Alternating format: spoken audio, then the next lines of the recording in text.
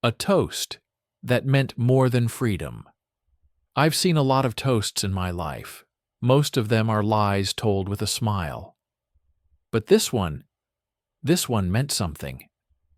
It was August 1900, and Havana was still shaking off the dust of war.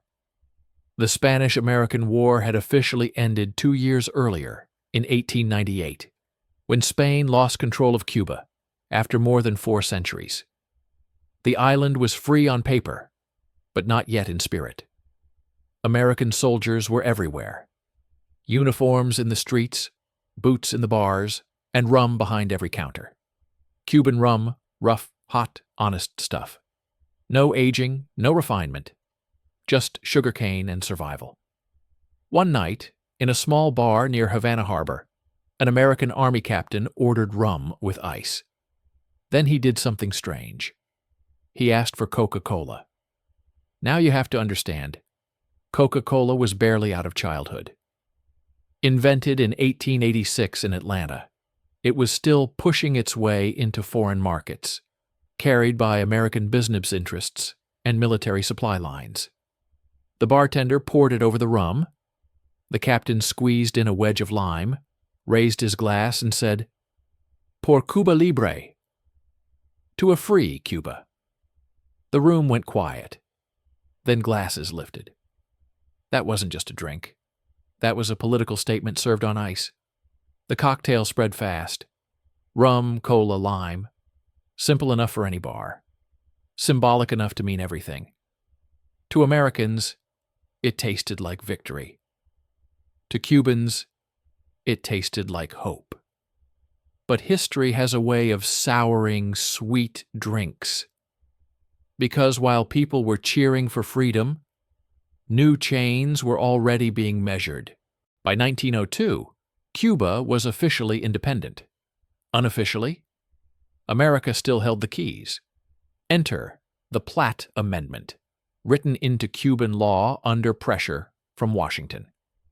It gave the United States the right to vmeshitsa, to intervene, anytime American interests felt threatened. Sugar plantations, railroads, banks, and yes, rum. American corporations flooded the island. Havana turned into a playground for foreign money and local labor. Casinos rose, brothels flourished, bars never closed. And everywhere, people were drinking Cuba Libres. The irony was thick enough to stir with a spoon. To Cuban nationalists, the drink became an insult. A reminder that their freedom came with American supervision. To Americans, it was exotic, rebellious, and harmless, just another tropical fantasy in a glass. By the 1910s, tensions were rising. Protests erupted. Politicians argued. Newspapers on both sides of the Florida Strait started using language that smelled like gunpowder. Some Cuban leaders openly criticized American presence. American diplomats, in turn, warned that instability threatened regional security.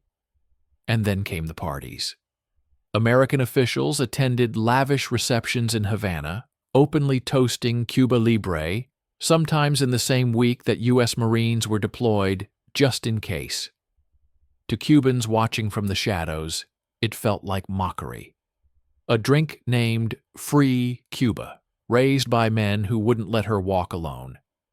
Diplomatic cables grew tense. Anti-American sentiment fermented. There were moments, quiet ones, rarely written down, when a single spark could have turned unrest into open conflict. All over a symbol. All over a glass. Because once a drink carries meaning, it can carry blame. History didn't explode back then. It simmered. Through the 1920s, 30s, and 40s, Havana stayed open late. Americans escaped prohibition by drinking legally just 90 miles from Florida. Rum flowed cleaner than the bathtub poison back home, and cocktails became more refined. But resentment aged too. By 1959, when Fidel Castro marched into Havana, the past came calling. American businesses were seized, Diplomatic relations collapsed, embargoes followed, and suddenly the Cuba Libre disappeared from Cuban bars. Same ingredients, wrong meaning. In the United States, the drink lived on, stripped of its history, reduced to a casual order. Most people never knew it, once carried the weight of sovereignty and occupation. That's the thing about cocktails.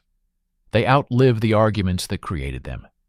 Behind every simple recipe is a mess of politics, money, blood, and belief.